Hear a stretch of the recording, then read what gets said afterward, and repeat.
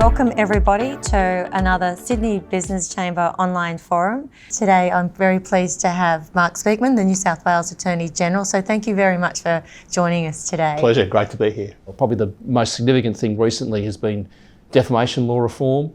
In 2005, all the states and territories around Australia adopted uniform defamation statutes. That hasn't been revised for 15 years, and yet in the meantime, of course, we've had the explosion of social media and other technological change. So New South Wales has had a reform process over the last couple of years, and about 2 weeks ago, Attorneys General from around Australia agreed on what the new model provisions should be. We've already legislated in New South Wales, and we're waiting for other states and territories to catch up, but that's all agreed. We will see, hopefully, a dramatic reduction in flotsam and jetsam, rats and mice defamation litigation, which is actually the majority of defamation litigation in New South Wales.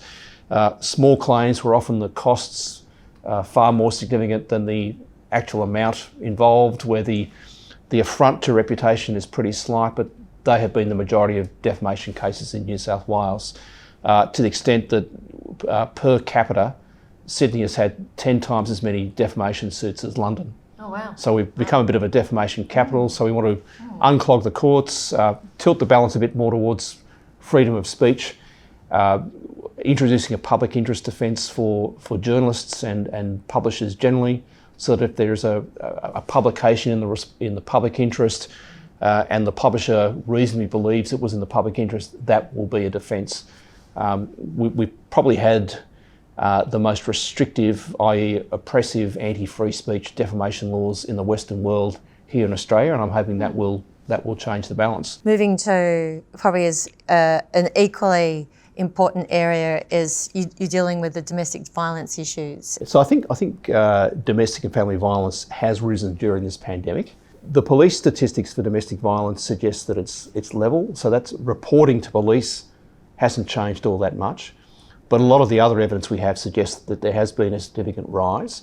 The Institute of Criminology has done a survey, 15,000 women across the country, and that suggests about 5% of the female population have been the subject of sexual or physical violence during this pandemic. We've increased our spend this financial year by $14 million on specialist frontline domestic violence services, more money for men's behaviour change programs. One of the big things the government has done over the last few years is invested in those. Refuges, helping women on temporary visas are a particular problem. They often fall through the net.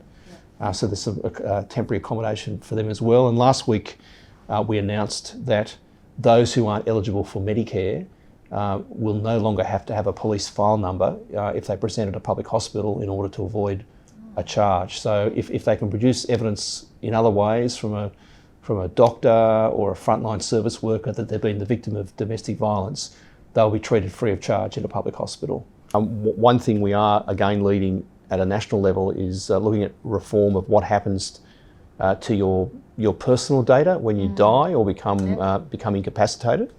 It's not just a matter of ownership, which is governed by succession law. It's a matter of access rights as well. We've got later in the year a scheme for mandatory disclosure of significant data breaches by government agencies and a regime to notify those affected if that has occurred.